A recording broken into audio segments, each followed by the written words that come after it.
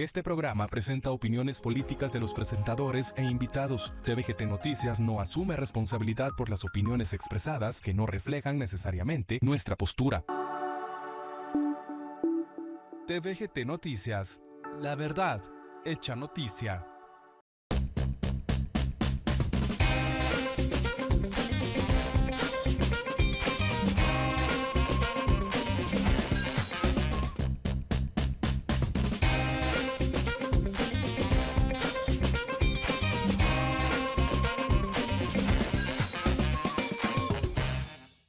Buenas noches, bienvenidos una vez más a Cosas de Viejos por TVGT Noticias. Soy su anfitriona March Reyes. En Cosas de Viejos nos gusta escuchar las voces de las distintas generaciones, desde los jóvenes hasta los más de la tercera edad, jóvenes adultos. Y esto es porque, a fin de cuentas, el ejercicio democrático dentro de una república debe converger en poder sentarnos a dialogar entre las distintas generaciones, porque muchas veces se parte de las premisas equivocadas sobre que el gobierno de la juventud o también los dinosaurios políticos, ¿no? Esta polarización nos impide ver que hay gran valor en que podamos dialogar entre las generaciones, tanto porque los adultos cuentan con experiencia y los jóvenes puedan tener algunas ideas novedosas, digamos. Y a fin de cuentas, este es un país en el que tanto jóvenes como adultos debemos poder vivir y vivir dignamente, ¿no? No como el pueblo digno que dice el gobierno, pero ese es otro tema, ¿no? Pero el día de hoy estamos acá él es Gustavo Ariel, es miembro del Congreso Joven, es coordinador local de Students for Liberty, a partir de este año, ¿cierto? Entonces, bienvenido, Gustavo, ¿cómo has estado? Gracias, March. No, pues es un gusto volver a acompañarte aquí. Eso hablaba con mi hermana antes de venir y creo que hace un año más o menos fue la primera vez que vine. Esta es la tercera vez, ¿no? Sí, esta es la tercera vez que estoy aquí. Entonces, no, es un gusto poder volver a compartir este espacio contigo, hablar un poquito ahí de las ideas que tenemos, de las ideas que compartimos, porque hay espacios que compartimos juntos. Y pues gracias por la invitación y por este espacio. Buenísimo, Gustavo. Sí, justo lo que mencionabas. Hace un año justo estaba recordando de la primera vez que viniste, que creo que, no sé si fue esa vez que abordamos el tema de Camino de Servidumbre de Hayek, que recientemente lo estábamos leyendo y sentíamos que nos podíamos comer el mundo y que las ideas de la libertad pues son lo máximo. Y se ha visto pues que ha habido un progreso y un proceso de formación en el que cada vez pues podemos articular de mejor manera la defensa de esa libertad, ¿no? Porque tenemos una mayor comprensión sobre una gran cantidad de diversidad de temas, no solo desde el punto de vista económico, que es como lo más natural escuchar dentro de las ideas de la libertad, sino incluso dentro de lo cultural y lo político propiamente, ¿no? Y yo creo que en ese sentido pues tú te has caracterizado justo por tratar de aperturar las ideas de la libertad en un debate más político, digamos.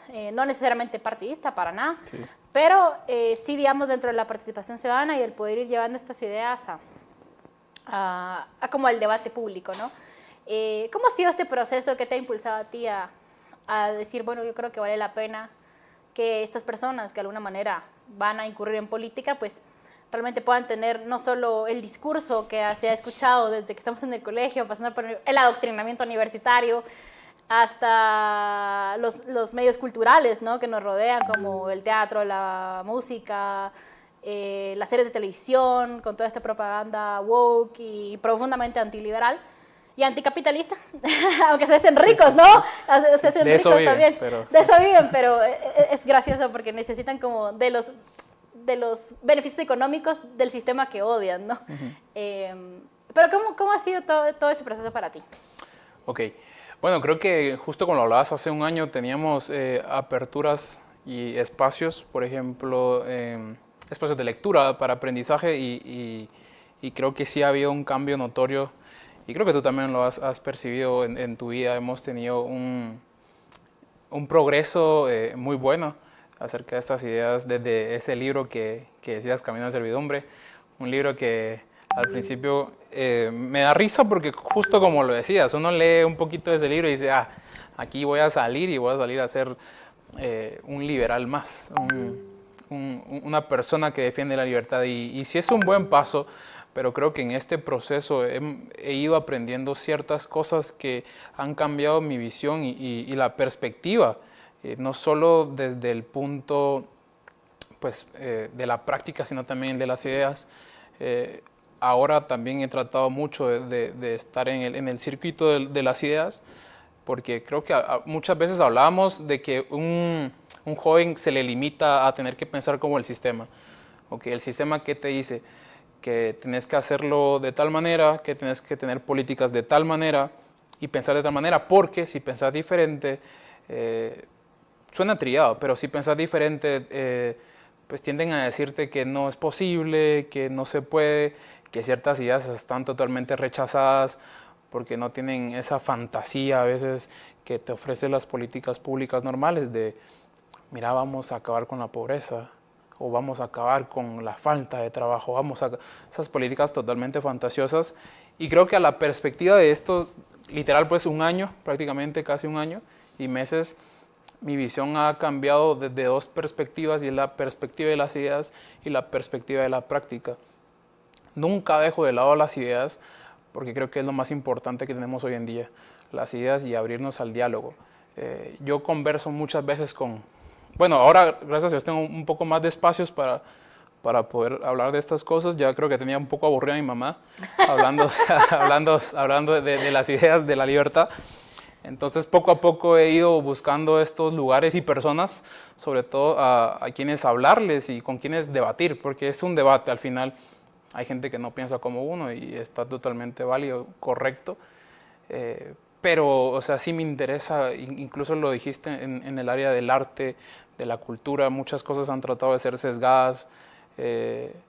Obviamente porque a veces hay financiamientos que personas reciben y ahí a veces se toca un punto, pero no solo de izquierda, sino que también hay gente pues, de ciertos valores o que se dicen llamar una derecha conservadora que también financia pues estos tipos de círculos en los que deberían de estar totalmente despolarizados y no estar sujetos a actos políticos. Yo hoy hablaba justo con mi mamá y teníamos una conversación sobre por qué al joven en la política te restringen a no poder pensar una vida sin. Y mi mamá decía, ¿cómo así? Pues sí, una vida sin tal coacción, sin tal impuesto, sin tal esto. Y el joven creo que naturalmente es un ser que lo motivas muy rápido. O sea, si por ejemplo tú jugas fútbol, rápido buscas una figura con la que ensamblarte y decís voy a entrenar, quiero ser como tal persona, quiero ser como este jugador, aunque obviamente nunca va a llegar a ser como ese jugador. Pero ¿por qué en la política es diferente? Porque en la política tenemos que llegar y decir, bueno, hasta aquí llegaron estos sueños, ahora tenemos que cumplir cosas como las dice el sistema, como las dicen los jefes. Y toda esta área de la libertad me ha ayudado, pero también me ha cerrado puertas, porque hay gente que en serio tiene un muro contra estos pensamientos y un muro contra estas incluso políticas, porque estando adentro o trabajando a veces, bueno, no trabajando, la gente va a pensar que trabajo sino que haciendo... Bien, sí, luego funan a la gente. Sí, no, estando como en estos espacios literalmente de puros diálogos, sí te topas con un gran muro que la gente no tolera, incluso a veces las ideas de la libertad. Pero los entiendo por qué lo hacen, pero no los entiendo por qué no quieren hacerlo. Los entiendo porque es un muro para ellos tener que ceder poder y dárselo a la gente otra vez, porque eso incluye en que no van a votar por ti, en que posiblemente no vas a tener aliados estatales o gubernamentales que tenés cuando haces o no compartís estas ideas. Entonces este proceso me ha servido mucho a mí para poder ir no solo a tener argumentos más sólidos, sino para saber cómo a veces es la política real, que la gente es algo que creo que nunca habla y nunca les gusta hablar, porque creo que en la política, la política real me refiero a la política que se desempeña ahora, ¿verdad? El sistema de ahora. La real política. Sí, no, de ese proyecto no. Entonces, ha sido difícil, ha sido muy, muy difícil porque muchas veces te topas con cosas que tratan de mover tus valores, tus ideas y sobre todo porque la gente muchas veces en la política solo quiere fama.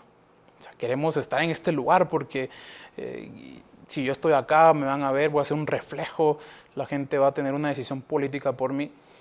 Pero creo que ahí es donde la parte más difícil que he tenido es esa, en cuanto a de la libertad, tener que toparme con ese muro, que es un muro de miles de personas. Tal vez 2 o 3 piensan como uno, pero luego es un muro de infinidad de personas que tratan de detenerte en eso. Sí, justo lo que tú mencionabas, lo difícil que resulta a veces, digamos, la defensa de las ideas de libertad. Yo creo que tú dijiste algo que es muy puntual y es que se te cierran puertas, ¿no? Pues yo la verdad he tenido como suerte de tener este espacio que TVGT nos dona amablemente para poder difundir en este pequeño esfuerzo, ¿no? Porque tampoco es que, sí, tampoco es que los programas sean súper vistos, pero es esto, ¿no? Porque a fin de cuentas cuando al político le decís que tiene que perder poder, como decías tú, para devolverse a la gente, y como estos políticos están acostumbrados, y esto va más allá de si su discurso es de izquierda o de derecha, porque normalmente, yo lo puse en el Twitter hace unos días, políticos de derecha que gobiernan como socialistas, cuando ya están en el curul, ¿no? Sí, porque sí, mantienen redes clientelares, es decir, generan en la población más vulnerable esta dependencia al Estado y de esa manera interviene en su vida. Yo a eso le digo votante cautivo, ¿no? Porque si tú dependes del Estado o del político para poder vivir, más bien sobrevivir, ¿no? Porque encima es una supervivencia a costa de migajas del político, ¿no?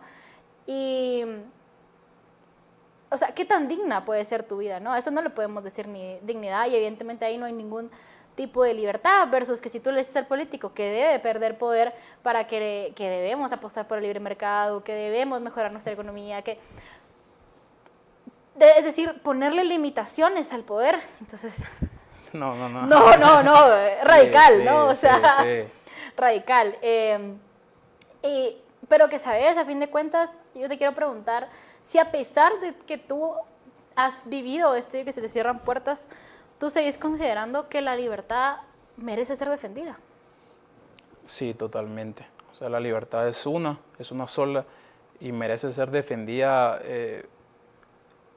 pues ahí sí que no cobardemente, ¿verdad? Es muy difícil, hemos visto ahorita, el mundo ha sido conmocionado por casos en donde hay violencia incluso para gente que muestra sus ideas de la libertad. Y no necesariamente tenemos que compartir las ideas de la gente que ha sido violentada, porque sin irnos tan lejos, el caso que acaba de suceder en Estados Unidos, yo hablaba con compañeros y les decía, mira, yo no comparto las ideas de las de él. Correcto. De hecho, como no lo comparto, lo que hago es dejar de consumirlo. O sea, no lo consumo porque no me sirve para mis argumentos o tal vez no es lo que yo estoy buscando específicamente. Yo entonces trato de hablar con personas o ver a personas, escuchar personas, leer libros de cosas que la verdad a mí me vayan a nutrir. Si yo siento que esa persona a mí no me va a dar algo que me vaya a nutrir para algún determinado argumento, para alguna decisión económica o toma de decisiones incluso, pues simplemente no lo escucho. También está la parte pues crítica, por ejemplo, de que es un ejemplo, ¿verdad? Que el liberal o el anarcocapitalista o libertario debe de leer también a la gente de izquierda para saber qué es lo que está pensando, para saber cómo contraargumentar. Sin embargo, creo que es muy difícil hoy en día tener una buena opinión de la libertad y que no se te censure, porque la libertad hoy en día es altamente censurable. O sea, la gente quiere censurar tu expresión y no solo buscan muchas herramientas, sino que también, como lo dijimos, lo más importante para ellos es cerrarte espacios. Porque cerrándote espacios hacen que tu voz no resuene. Pero gracias a Dios, pues hoy tenemos varios medios, tenemos redes sociales, podemos compartir historias, artículos, ensayos, muchas cosas que podemos hacer desde nuestro celular, incluso solamente. Pero es algo que tenemos que sacarle provecho. Igualmente en esta defensa de la libertad creo que también es muy importante apartarnos de ciertas cosas o tratar de apartarnos de ciertas cosas, porque es muy difícil para el joven que le gusta la política tener que apartarse prácticamente que de todo. O sea, si tú quisieras vivir una vida de libertad y hablar solamente de libertad, creo que algo que no deberías de estar es en política. Pero también hay que dar un paso. Claro. Hay que dar un paso. Entonces, son decisiones difíciles, pero que con buenos valores y rodeado de buenas personas, ¿verdad? Creo que se puede lograr esa defensa de libertad y creo que vamos a más en las defensas de la libertad. Sí, efectivamente yo creo que tú decías, refiriéndote pues al caso de Charlie Kirk, que es lamentable, ¿no? También por la polarización que podemos ver que ha creado que la gente se radicalice, ¿no? Y bajo un argumento de no se puede ser tolerante con el intolerante, ¿no? Pero que no hay nada más intolerante que a fin de cuentas matar a alguien, ¿no? Como fuese el caso, además por un joven que había crecido dentro de una familia conservadora y que producto de que llega a la universidad, lo adoctrinan, se llega a radicalizar tanto, le enseñan que el enemigo es el que dice que solo hay dos géneros, ¿no? O sea, llega él incluso porque están las noticias, ¿no? De los peritajes que salieron de las balas, que las balas decían antifa, transgender. Entonces, o sea, ¿a qué niveles de polarización estamos llegando en los cuales nosotros como jóvenes estamos constantemente expuestos a este tipo de adoctrinamiento en las universidades, ya no solo las públicas, sino, o sea, eso lo más terrible es que incluso en las universidades que tú con el lomo de tu esfuerzo o el esfuerzo de tus padres se han pagado, ¿no? ¿Para qué? Para que tú seas adoctrinado para odiar, ¿verdad? Tú mencionabas, y no porque uno estuviera de acuerdo con Charlie Kirk, porque tú lo decías, no, para nada, pero yo creo que eso es lo bonito de las ideas de la libertad, y creo que Eduardo Velasco en el Retiro Nacional lo decía súper bien, que es como, tenemos esta especie de suerte, ¿no? De que defender las ideas de la libertad no solo es lo correcto, sino que también es lo más beneficioso, porque a fin de cuentas, nosotros como estos defensores y promotores de la libertad, llegamos muchas veces a toparnos con paredes, ¿no? Pero que aún así nosotros podemos sentar y dialogar y tener como este debate y la competencia de las ideas, cosa que muchas veces dentro del otro espectro político no ocurre. Y ya sean, de hecho, los conservadores o los que son socialistas, comunistas, toda esta gama, ¿no? De socialdemócratas, yo qué sé. Que ellos no quieren que tú tengas un espacio para ser libre en tu expresión, por mucho que en tu sistema, es decir, en el sistema de las ideas de libertad, tú sí se lo permitirías, ¿no? Porque justo lo que hablamos, el free speech, ¿no? Es parte de aquellas cosas que uno debe defender. Por supuesto que ese free speech puede llegar a tener límites de alguna manera en cuanto a que tú no puedes mentir, o sea, eso no es free speech, y segundo, no puedes usar el discurso para generar odio hacia una persona, ¿no? Me gustaría que nos contes un poco sobre qué obstáculos en ese sentido pues tú has llegado como a encontrar en esta defensa de las ideas de la libertad, tomando en consideración que sos una persona que hace participación ciudadana activa sobre todo en espacios de diálogos dentro del Congreso de la República y en otros espacios de activismo, pero así que nos contes un poco sobre tu experiencia en cuanto a si has encontrado obstáculos y qué tipo de obstáculos has encontrado. Ok, antes de hablar de eso, mencionaste algo sobre dar esos espacios para que la gente dé las ideas, no importa si son a favor nuestra o a favor de alguna otra ideología, y no me recuerdo bien, no sé si fue Rothbard que lo decía por una nueva libertad. En el libro vi un ensayo pequeño donde decía que incluso, por ejemplo, a los comunistas se les tiene que dejar hablar del comunismo, respetando la no agresión, obviamente.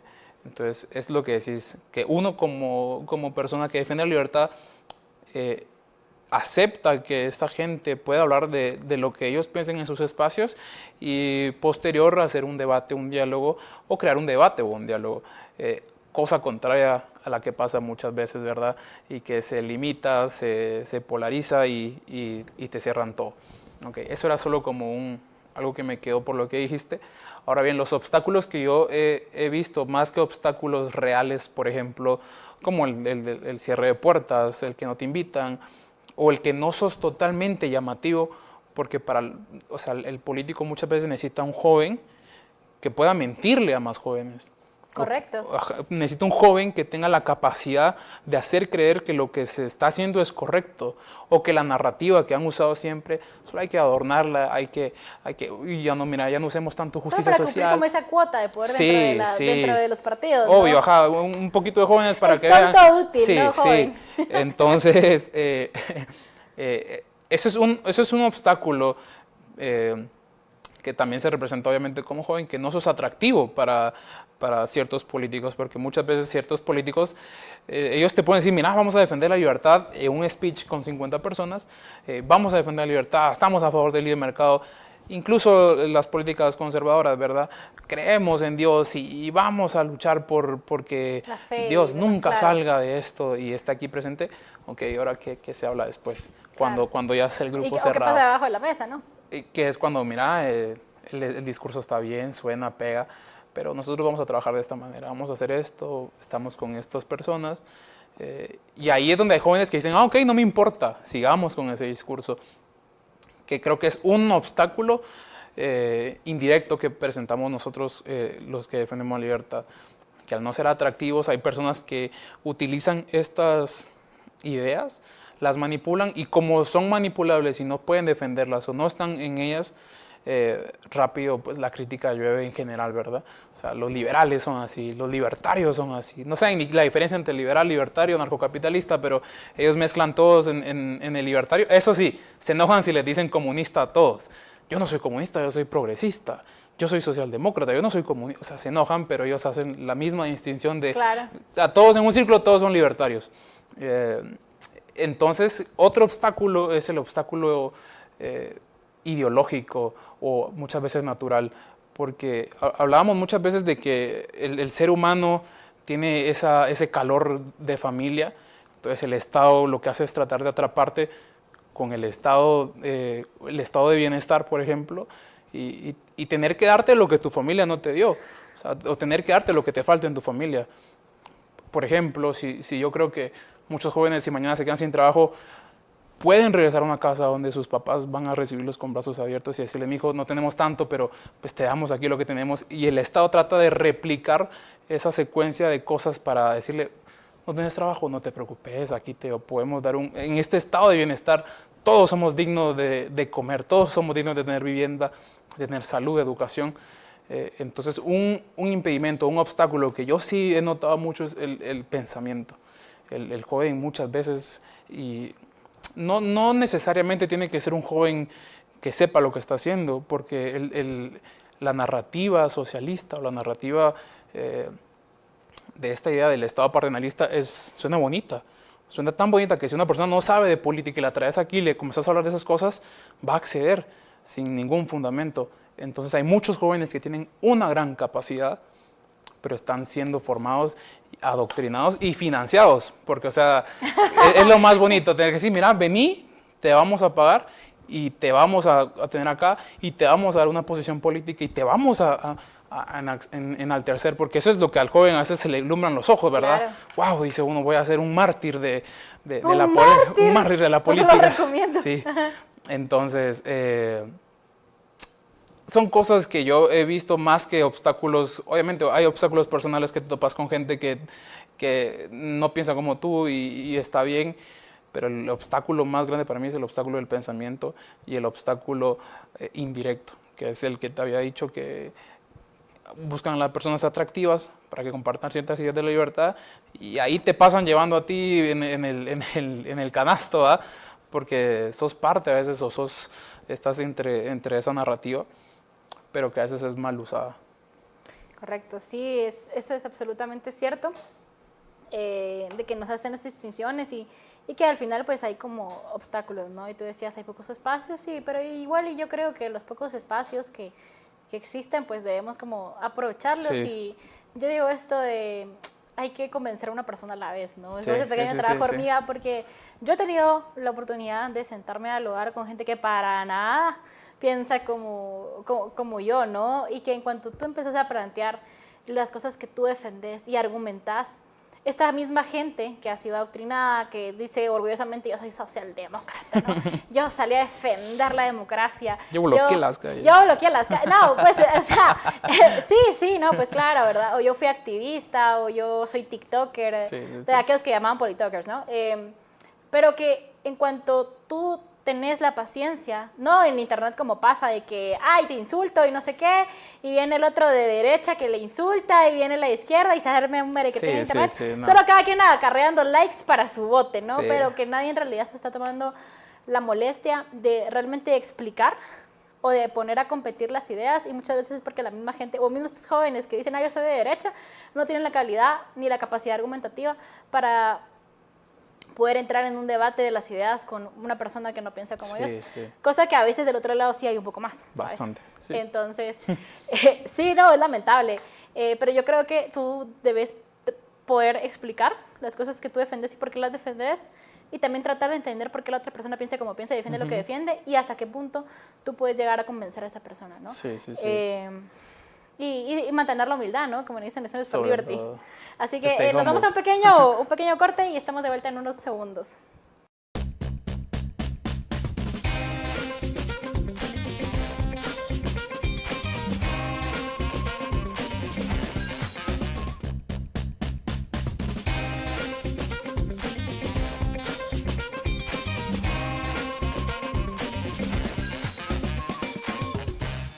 Este programa presenta opiniones políticas de los presentadores e invitados. TVGT Noticias no asume responsabilidad por las opiniones expresadas que no reflejan necesariamente nuestra postura. TVGT Noticias, la verdad hecha noticia.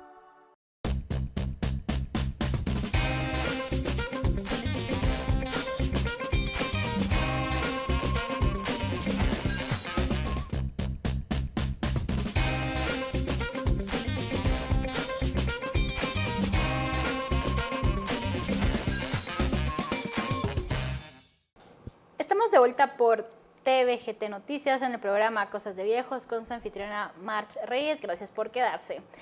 El día de hoy está con nosotros Gustavo Ariel, él es coordinador local de Students for Liberty, también es de la Junta Directiva del Congreso Joven, si no me equivoco. Y hemos estado conversando sobre los retos que implica hacer activismo liberal, ¿no? Y este proceso en el que yo terminaba la última parte hablando de la humildad, que enseña Students for Liberty como uno de sus pilares, y esto es porque a fin de cuentas tú no puedes creer que tenés todas las respuestas, ¿no? Y que por eso el debate es absolutamente necesario, incluso dentro de los mismos defensores de la libertad, ¿sabes? Porque tú lo sabes que en los espacios de libertad es un poco complicado a veces llegar a los mismos consensos, ¿no? Porque entre minarquistas, anarcocapitalistas y todas estas ramas de la familia liberal, no siempre se está de acuerdo en todos los puntos. Pero yo creo que es absolutamente sano ese debate, y estaría como bueno, ¿no? Que también eso se pueda extender a otros espectros, es decir, el tema del debate, ¿no?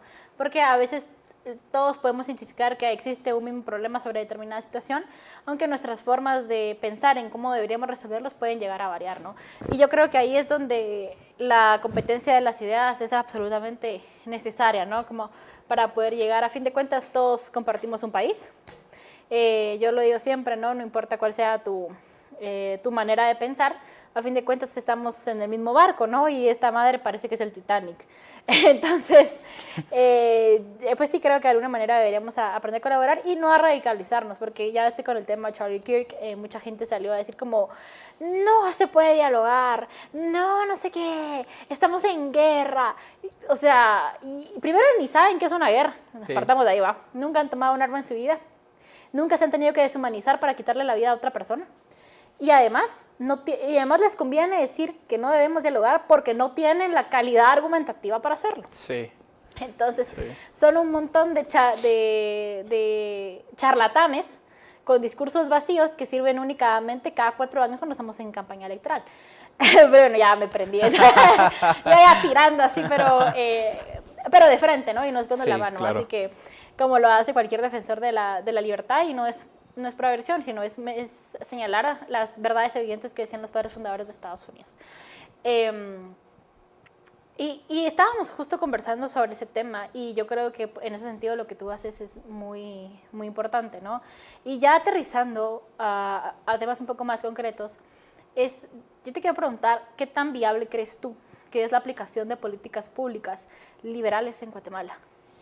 Ok, bueno, partiendo desde algo real, algo práctico, ¿verdad? Porque algo que puedes tener una idea, puedes pensarla, y si la convertís a realidad, pues es porque esa idea fue totalmente buena. Obviamente que hay ideas que están bastante cerca a la utopía, que las discutimos, por ejemplo, cuando discutíamos, me recuerdo que en Cayalá, lo del la propiedad intelectual. Se va a aprender aquí el debate, mire. Pero por eso son cosas que... Así como gente a la cual no invitar. Ay, Gustavo Ariel. Pero, o sea, son cosas que podemos hablar y debatir. La tercera es la vencida, Sin embargo, creo que no es algo que abrimos a la realidad hoy en día. Claro. O sea, no es algo como un debate que digamos, bueno, mañana tenemos que hacer lo que concluimos en el debate.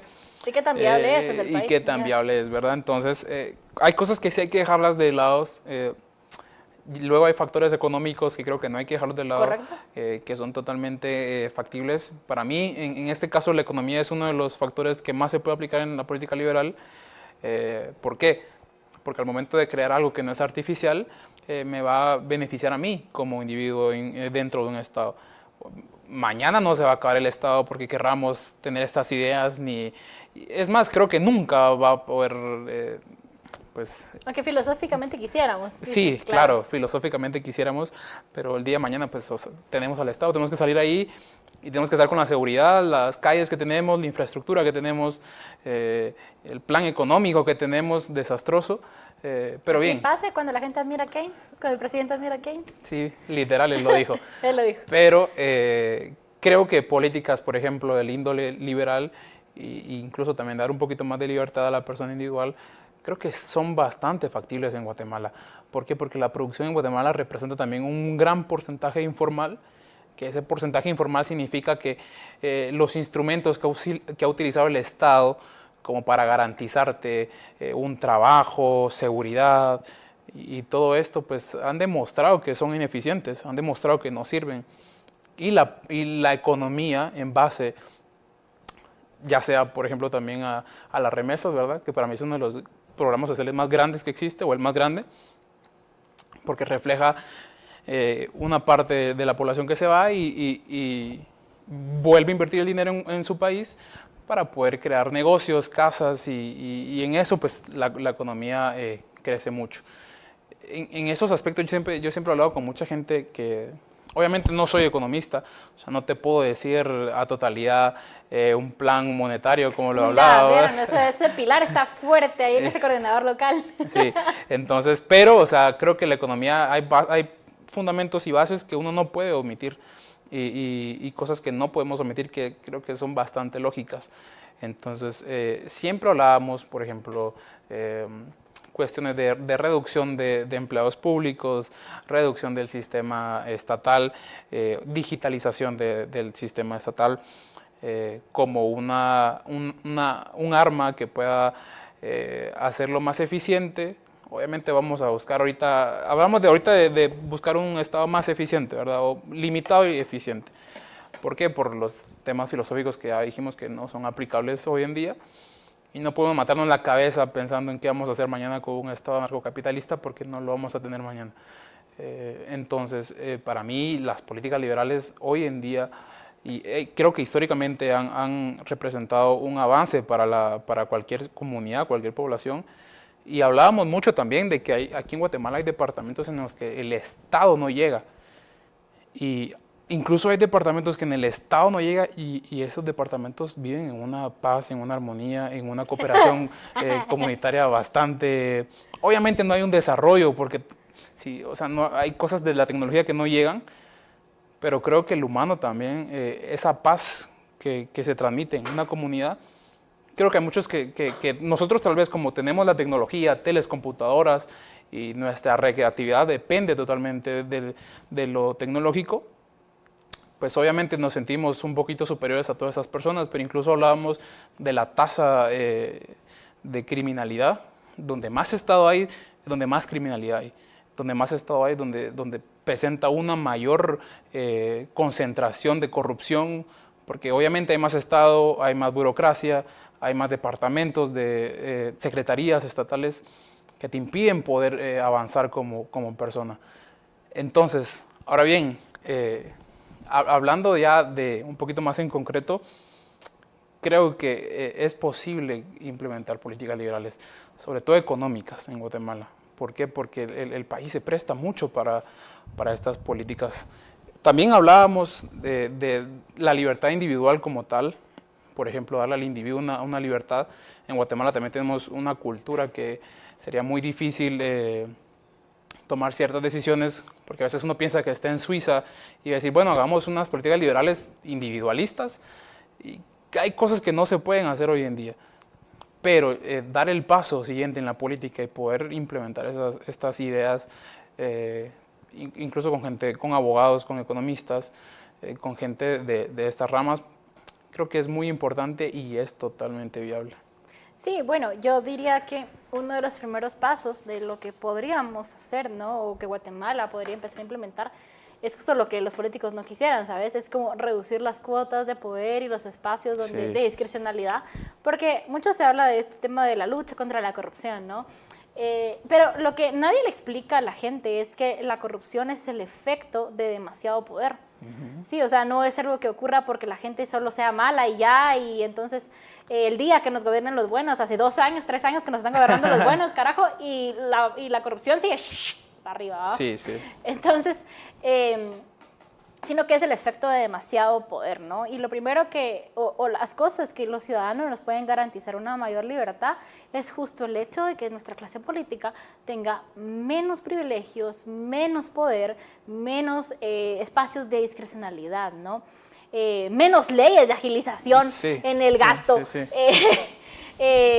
Y paralelamente, ¿no? Los temas económicos que tú decías, bueno, hay que ponernos a analizar de que la ley no es justa solo porque sea la ley, ¿sabes? Porque en temas económicos hay un montón de impuestos que son totalmente injustificados de por qué los debemos pagar. Y entonces estamos constantemente siendo expoliados por la maquinaria del Estado, y esto tiene poco que ver con el gobierno de turno, ¿no? Sino que el gobierno llega y lo aplica y lo aplica, y es por eso que yo digo derecha que gobierna como socialista, o sea, que se vayan a la chingada. Pero a mí que no me dan con pajas de que solo este gobierno, ¿no? Sí, ha sido... Váyanse a bañar, ¿va? Han sido años, sí. Yo digo que ese tipo de políticos, ¿no? Que ahora quieren acreditar todos los problemas solo a este gobierno, que sí, es una porquería. Sí, va, pero no puedes como solo decir, es que solo ellos, ¿no? Pues si los problemas de Guatemala traen años, ¿sí? No tenemos inflación porque justo hay una limitación en el poder del político en el cual no puede hacer emisión monetaria por mucho que quisiera. Ahí estaba el pendejo de Samuel Pérez eso creo que fue hace como un año, donde en la entrevista me dicen, es que deberíamos poder hacer emisión monetaria. Y para la pandemia también lo dijo. No, pues para la pandemia se aventaron unas buenas, ¿no? Entre el impuesto de los super ricos, que eran la gente que ganaba arriba de 15,000, creo que tenía que pagar un impuesto por existir, porque era un impuesto por existir. Ahí está la iniciativa por ahí. Y justo ese tema de la emisión monetaria, así como, hagamos piñeta lo que nos den nosotros, ¿no? Y para el político es muy fácil, es asquerosamente fácil decir, como a mí no me cuesta, como no sale de mi bolsillo, sino que es la plata de la gente, pues a mí qué más me da, ¿no? Y eso independientemente de si roba o no roba, ¿sí? Sino que igual puede hacer piñata o contratar la empresa de quien sea y estar todo este esquema que a final de cuentas le ayuda a poder, hacer piñata con nosotros. Creo que, fíjate, igual hay un ejemplo histórico en el que, no sé si lo has escuchado, los bandidos estacionarios. Contame. Ok, por ejemplo, en una cierta comunidad, ¿verdad? Poniéndolo más ejemplo, un bandido llega, te roba y se va, tú lo vas a odiar. Entonces, que este bandido vino y me quitó la cosecha, se llevó mis riquezas, me dejó sin nada. Entonces, ¿qué viene aquí? Viene el bandido estacionario, el bandido que se queda, el bandido que te roba, pero dice, ¿sabes qué? Te voy a robar, pero te voy a cuidar de más bandidos, porque van a haber bandidos que tan buenos, tan buenos. Entonces, ¿qué es lo que hacen estos bandidos? Lo que han hecho en la historia es legitimar el robo. Entonces, claro. ¿Qué te dan? O sea, a ellos les conviene invertir en ti. O sea, al bandido estacionario le conviene quitarte e invertir en ti. Entonces, históricamente, ¿qué hacían esos bandidos estacionarios? Llegaban a las comunidades, te robaban, pero te ofrecían seguridad. Luego comenzaron a ofrecerte educación, pero la educación que ellos querían. Una educación donde legitimaban lo que ellos hacían, el actuar que ellos hacían. Una salud donde legitimaban lo que ellos hacían. Y este proceso pues, se ha ido alargando y va conjuntamente también a este síndrome también un poco polémico, pues se llama síndrome de la mujer maltratada, que es el síndrome que tenemos que va enlazado a los bandidos estacionarios. Que podemos decir, hoy en día ya no podemos pensar incluso un mundo sin Estado. O sea, tú puedes estar en política, puedes hacer lo que querrás, pero en las ideas, qué malo es imaginarte un mundo sin Estado. O sea, lo mal que te ve la gente por imaginarte un mundo sin Estado. Ese bandido estacionario que me quiere convencer a mí de que él sabe qué es lo mejor para mí. Que yo misma. Sí. Él sabe arreglarte tus finanzas, él sabe lo que tenés que... Él sabe qué es mejor para nosotros. Incluso hasta lo que tienes que comer, ellos saben qué es lo correcto para ti. Hay que ponerle stickers para que la gente sepa que se está comiendo. Sí. Y cada sticker es un impuesto. No, o sea, es que no le pierden, ¿sabes? O sea, no es por tu salud, porque ahí cada sticker es un impuesto. Sí, y estas cosas igual incluso en el comercio afecta bastante.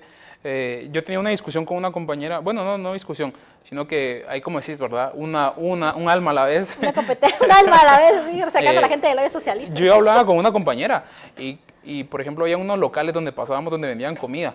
Obviamente, cuando uno compra comida en la calle, uno sabe lo que se atiene, ¿verdad? Uno dice, me puede caer un poquito más. Pero es tu decisión individual y libre, ¿sabes? Pero ella disfrutaba mucho ir a un lugar a comer una cierta comida que vendían ahí. Chuchito. La cosa es que llegamos al otro día, plin, cerradas todas. Y yo dije, bueno, qué triste, ¿verdad? Y ella rápido, sin ser defensora de la ciudad de la libertad, me dice, qué maldito asco el Estado. Y yo te rescató el alma. Dije, vamos, o sea, hay fe.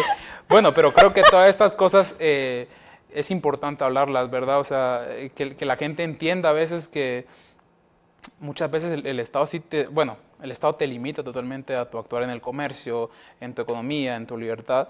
Y es lo que le molesta a los políticos, saber que ellos tienen el control, ellos son quienes deciden y les molesta saber que hay alguien que les puede decir, mira, el problema sos tú, el problema no es esta persona que no tiene una licencia para crear el local que el gobierno, con los estándares que el gobierno dice que son, el problema sos tú. Y les molesta y obviamente en estos casos, regresando a lo que te decía de los bandidos estacionarios y la mujer maltratada en este síndrome, que luego del tiempo estas personas que sufrieron de los bandidos estacionarios y el síndrome de esta mujer maltratada ya no puede imaginarse un mundo sin esa coacción. O sea, para ellos es como, no es imposible.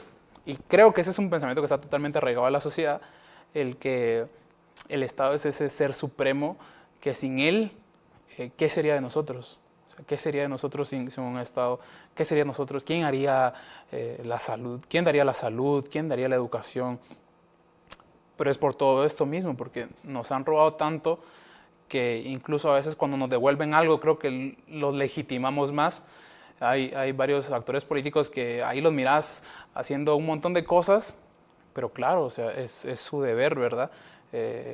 Tener este funcionamiento porque pues reciben dinero de contribuyentes y ahí vamos al sistema moral y ético que tal vez algunos, como te digo, algunos libertarios anarcocapitalistas no les parezca esta charla de que tienen que trabajar y porque reciben un salario, pero hay muchos políticos que prácticamente están aquí y tenemos como el oficialismo que hace día vi un tuit de un diputado diciendo estos son 31 quetzales en Argentina. Dios mío, pero tiene cemento en la cara, sí, Román, de verdad. Sí, y bueno, y públicamente se lo podemos decir, es muy tonto que la persona que tome decisiones para el pueblo de Guatemala piense de esa manera. O sea, ahora dije yo, bueno, entonces sí le podemos atribuir a ellos toda la carga que había en Guatemala y podemos decirles que no están haciendo nada.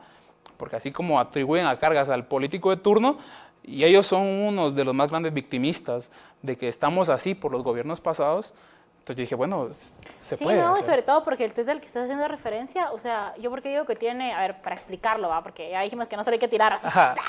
No, pero a ver, para explicarlo, o sea, ¿por qué decimos que tiene hormigón en la cara? Porque justo son las ideas que defiende el partido Semilla en Guatemala, las que defendían los Kirchner en Argentina y por los cuales la inflación se disparó, ¿no?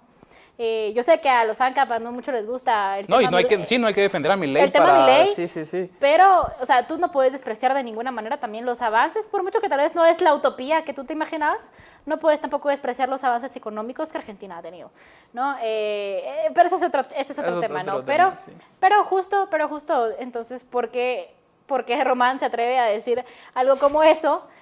Cuando son sus ideas las que provocaron las crisis económicas en Argentina, ¿no? Y no te ofrecen una solución. Entonces es horrible porque decís, uno piensa y dice, bueno, o sea, para ellos Argentina estaba bien.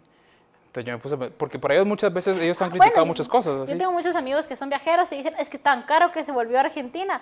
Pues sí, muchas, si ustedes estaban viajando casi gratis a Argentina a costa de que a los pobres ciudadanos se los estaba llevando la chingada. Sí, pues. hay bastante porcentaje de la población bueno que era sea empleada pública. ¿Sí? O sea, muchos empleados públicos, casi que el 50% decían ahí unos compañeros, muchachos, siento que, bueno, no mucha, ¿verdad? Porque eso nosotros lo decimos, pero argentinos que decían, oye, mira, yo conozco gente conozco 10 personas y te lo prometo que de las 10 que conozco, 5 trabajan en el Estado. Una está desempleada y las otras viven a costa de ayudas, sí. Entonces uno decía, lamentablemente hay que también, o sea, se puede criticar, claro, o sea, creo que un diputado puede venir y criticar ciertas cosas. Claro. Pero no adjudicar todo el problema de las ideas que estos diputados tienen a unas ideas diferentes. Entonces es súper peligroso porque si esto estuviera en el poder completo, en 10 años estaríamos hablando de una Guatemala totalmente pobre. Sí, bueno, y es que aquellos que son oposición muchas veces tampoco logran articular mayor defensa. Hay muy pocas excepciones dentro del Congreso de la República que pueden y tienen la habilidad para argumentar, digamos, contra las ideas de esas personas, pero en general también está llegando mucha gente al Congreso que es pendeja, pues. O sea, se dice y no pasa nada. Sí, o sea, así como yo de verdad tengo como un pequeño top 10 de gente en el Congreso que no es estúpida. O sea, o 5. Yo diría que top 5. Top. No, top 10. Para ser buena onda, ¿no?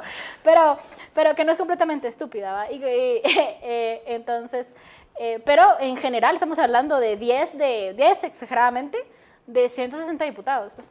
Sí. Menos los 20 de semilla, estás hablando de que como de 130, 140. Que cada diputado tiene su rama de asesores que le hacen el trabajo. O sea, muchas veces... No, ni eso, ¿sabes? Porque, o sea, para eso tienen los think tanks a los que ustedes van, ¿sabes? Ahí tenés a los asesores escribiendo lo que los jóvenes dicen para poder preparar los discursos de las campañas siguientes. Es que eso es lo horrible, que a veces uno ve tweets tú vas y con que... buena intención y ahí están los asesores que cobraron 40,000 pesos por lo que tú fuiste a decir al Congreso. Sí, y el diputado después lo va a decir ahí. Sí, es tremendo esto. Y es terrible porque en serio ellos toman las decisiones de nosotros. Tenemos un ministro de finanzas también que creo que la gente lo puede buscar, lo puede ver y si tienen criterio propio, pues ahí podrán escribirnos qué les parece ese nivel de gente que maneja las finanzas de un país o cómo piensa la gente que maneja esto, porque es gente que ve todo artificial, ¿verdad? Gente que porque el dinero no es suyo, pues ahí, como decirlo, hace fiesta. Y claro, ellos políticamente son correctos, entonces ellos lo que van a tratar es de sobrevivir la mayor cantidad de tiempo en el Estado, en el gobierno, y no les va a afectar si suben impuestos, porque les suben impuestos, ellos tienen cosas debajo de la mesa, tienen salarios muy jugosos y tienen una aprobación ahí pública de gente que la que han estado adoctrinando o gente que se beneficia de estos contratos públicos, ¿verdad? Sí, no, absolutamente lo que tú decís, o sea, ¿qué es eso, no? Entonces ahí es donde, con ciertos escenarios, en donde también tenemos una clase política absolutamente estúpida, se vuelve más difícil, pero que además tiene intereses, ¿sabes? O sea, que está llegando la peor gente a esos puestos, ¿no? También tiene mucho que ver, no solo como con cómo vota la gente, sino cómo se articulan, según la ley, los partidos políticos, ¿no? En donde tal vez el que sí estaba como bueno que llegara, ¿sabes? Va en la casilla 10 y el 1 es el imbécil que puso la plata, pero es un imbécil. Y ni sabías que era la casilla 1, solo porque... Ni sabías, tú nunca lo viste en campaña, pero ese man llegó a su curul, ¿sabes? O sea, y además de eso tenemos que sumar que muchas veces, o sea, no saben a qué van. Es la peor clase de gente posible que puede llegar al poder. Y tienen el poder de decidir y entonces como no saben nada, no entienden nada y tienen intereses, van y venden su voto cada votación es plata. Sí. Y es gente que es incapaz de generar plata y tener una vida digna fuera del Estado y por eso se meten a esos espacios, ¿no? Nos quedan 2 minutos y entonces yo te quiero preguntar ¿qué debemos seguir haciendo los liberales para promover las ideas de la libertad con diálogo en otros espacios? Así corto, por favor. Bueno, como liberales, o si no te querés tachar como esto que dijimos, pues simplemente como un defensor de la libertad, creo que debemos de usar todos los espacios posibles para poder compartir estas ideas, buscando el diálogo, buscando la conversación, buscando el debate y sobre todo, como dijiste, también tener esa humildad de que saber que no lo sabemos todo, de que la gente no lo sabe todo y tener que poder tomar lo bueno y desechar lo malo de cada conversación, porque no todo es malo, no todo es bueno, aunque muchas veces estemos con gente también de nuestro, o que piensa como nosotros, pero buscar la libertad significa también ceder espacios en la vida, pero saber que esos espacios y esos valores no son negociables absolutamente. Aprender a tener esos valores de no negociar la libertad, de no negociar ciertas cosas que a futuro nos van a implicar a mal, porque sabemos que si tomamos buenas decisiones, aunque hoy en día nos cierren espacios, nos cierren puertas, el día de mañana estoy seguro que esos valores y que esas críticas constructivas y esa defensa de la libertad se va a hacer notar y se va a hacer crecer, y qué más que en personas capaces que algún día puedan tomar decisiones. Muchísimas gracias por acompañarnos. Pues ese ha sido el mensaje del coordinador local de Students for Liberty, Gustavo Ariel, y también miembro de la Junta Directiva de Congreso Joven. Esto ha sido Cosas de Viejos por TVGT Noticias, perdón. Gracias por observarnos, tanto todos los que nos están viendo en vivo como aquellos que nos ven después en paralelo, ya sea por internet o por la televisión. Así que tengan todos una muy buena noche. Hasta la próxima.